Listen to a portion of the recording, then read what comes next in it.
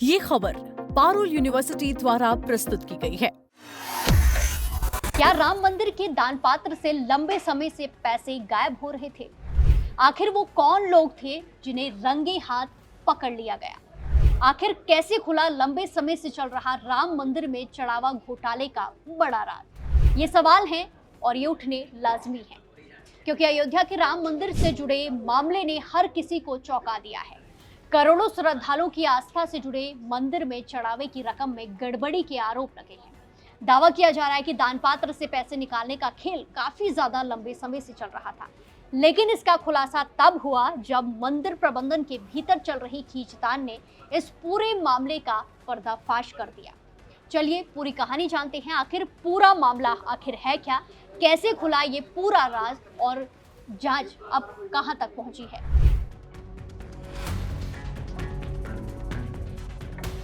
अयोध्या के राम मंदिर में श्रद्धालु हर दिन बड़ी संख्या में दान देते हैं।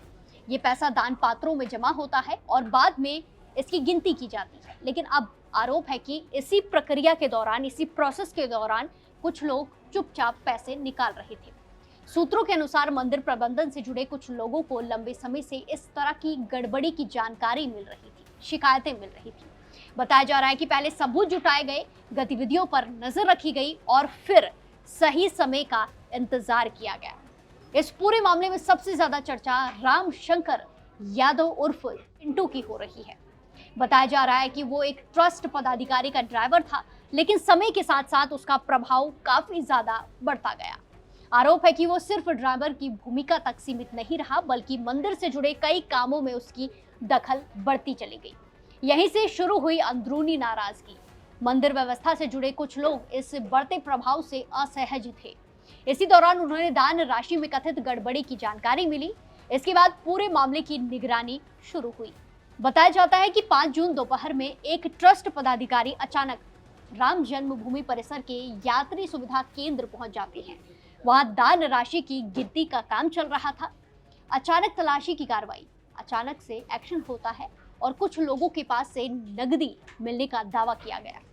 पूछताछ आगे बढ़ी तो कई अन्य नाम भी सामने आने लगे।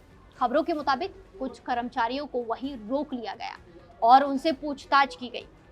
यहां तक कि कुछ स्थानों से अतिरिक्त नकदी मिलने की भी बात कही जा रही है। जहां गणना कार्य से जुड़े अनुकल्प मिश्र, लवकेश, अविनाश शुक्ला, राजेश पाठक को रोका गया। बाथरूम से भी बड़ी रकम मिली।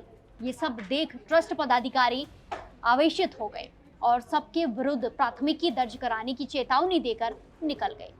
उन्हें मनाने और समझाने का प्रयास शुरू हुआ। इसी बीच कोई फोन आ गया और वो दबाव के चलते पीछे हट गए। हालांकि ये रणनीति जरूर बनी कि इन कर्मियों से पूछताछ कर पैसे बरामद किए जाए, बात बाहर न जाए, इसलिए विधिक कार्रवाई न कराई जाए। यानी कि मामला दबाने की कोशिश की भी चर्चा हुई। कहा गया कि कानूनी कार्रवाई के बजाय आंतरिक स्तर पर पूछताछ करके रकम वापस ली जाए और विवाद को सार्वजनिक न होने दिया जाए। लेकिन कहानी यही खत्म नहीं हुई। मंदिर प्रबंधन के अंदर मौजूद एक धड़े ने इस पूरी जानकारी को बाहर पहुंचा दिया। मामला राजनीतिक गलियारों तक पहुंच गया और फिर समाजवादी पार्टी प्रमुख अखिलेश यादव ने सोशल मीडिया पर इस मुद्दे को उठा दिया। तभी से चढ़ावा चोरी का प्रकरण सुर्खियों में छाया हुआ है। सपा प्रमुख अखिलेश यादव ने सोशल मीडिया पर लिखा, समस्त विश्व में भगवान राम के उपासकों के लिए ये बेहद संवेदनशील समाचार है कि राम मंदिर के चढ़ावे की करोड़ों की रकम गायब पाई गई। ये मंदिर ट्रस्ट के लिए अत्यंत शर्मनाक स्थिति है। कोई भी सफाई देने के लिए सामने नहीं आना चाहता है।